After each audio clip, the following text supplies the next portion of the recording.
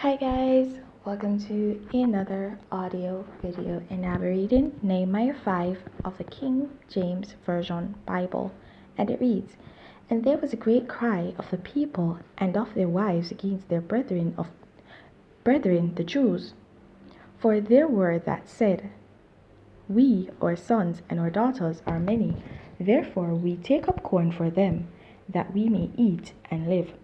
Some also there were that said, we have mortgaged our lands, vineyards, and houses, that we might buy corn because of the dearth.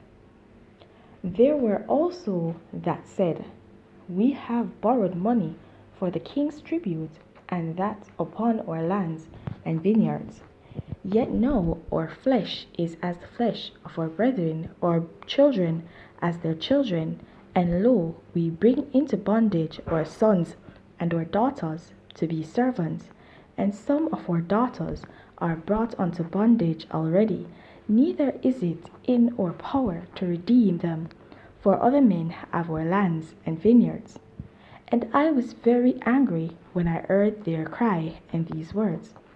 Then I consulted with myself, and I rebuked the nobles and the rulers, and said unto them, Ye exact usury, every one of his brother.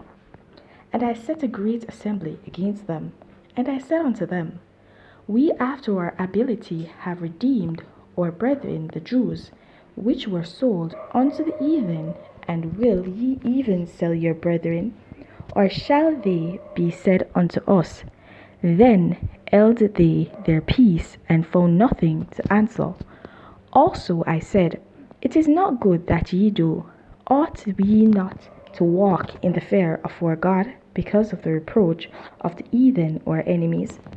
I likewise and my brethren and my servants might exact of them money and corn. I pray you, let us leave off this usury. Restore, I pray you, to them even this day their lands, their vineyards, their oliveyards, and their houses. Also the hundredth part of the money, and of the corn, the wine, and the oil, that ye exact of them. Then said they, We will restore them, and will require nothing of them.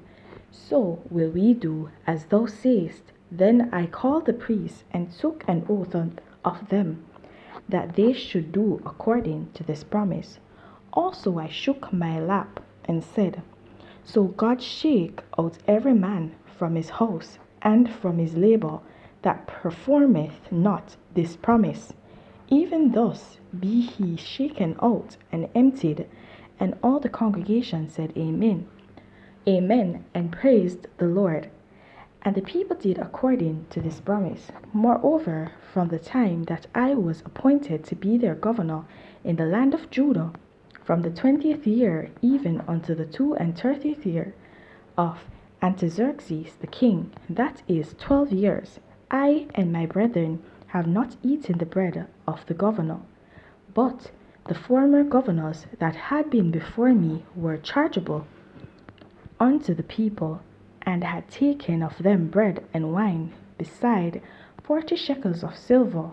Yea, even their servants bear rule over the people. But so did not I, because of the fear of God.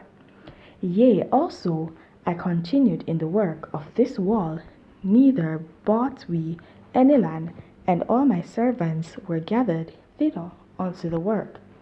Moreover, there were at my table 150 of the Jews and rulers, beside those that came unto us from among the heathen that are about us. Now that which was prepared for me daily was 1 ox and 6 choice sheep. Also fowls were prepared for me, and once in 10 days store of all sorts of wine. Yet for all this required not I the bread of the governor, because the bondage was heavy upon this people. Think upon me, my God, for good, according to all that I have done for this people." So here it is now where Nehemiah was basically governor over the people. And he decided that he would not take anything from them. He would not take taxes or anything from them, basically usury. Okay? So he will indeed let them thrive and let the rulers of the land give them back their lands that they have taken from them. Okay, because as you recall in the law of Moses, it had said that we should help our brothers, and if our brother falter, we should not collect usury from them. Okay, we should let it pass, and we should return their lands unto them. I can't remember the exact saying. There was something else to it also, but I can't recall at this point in time. But yeah, and so we see here that Nehemiah decided that he would try to do his best not to falter to all the things, all the privileges that comes with the governor's office, but he would indeed not basically burden the people for all these things, because he felt that they were basically subjected enough and their burdens were heavy enough already. And so guys, I want you to remember this. If it is that you can lift the burden of your brother, then do so. Sometimes you don't need to be getting that big money, that lump sum of money. You can forfeit that lump sum of money so that your fellow brethren can thrive. You don't need to be collecting all that tithe. You can surpass your tithing if you want, so that your congregation can prosper if you see that they lack, they truly do lack. And the Lord will reward you for that. That's just my belief. I'm sorry. I pay my tithe and everything, and I have no problem pay my tithing. But I'm just saying, okay, it's for us to use our own wisdom. It's for us to use our own understanding. It's for us to know that we need to think not only of ourselves, but we need to think of the people, and not to burden our people more than they're already burdened. Okay, I don't know who this is for. I do not know who this is for, because this is really not of me, because I have no problem with tithing. I think people should pay their tithing. But whatever the Lord wants to be heard will be heard. Okay? You heard it from me. Okay? But I avail myself to be used anyway by the Lord that He sees fit.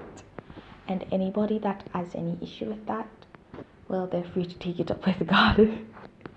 But yeah, so yes, we should ensure that we try not to burden our brothers in whatever it is. If it is that you have a workplace and you know that the business is trying to thrive within this, is not thriving within this time, you know that the finances of the business is very poor at this point in time because of the COVID virus that has been going around and it's been affecting business, then the fact that you were basically promised a raise last year, it doesn't mean that the raise is possible at this point in time. You need to be cognizant of the fact that things and time changes, situations change, and we need to make sacrifices at times and not be burdensome.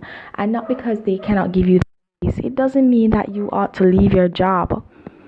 It just means that you need to actually exercise a little patience and a little understanding. That's all. Okay, guys, so keep this in mind. Okay, remember this always. Be a brother's keeper.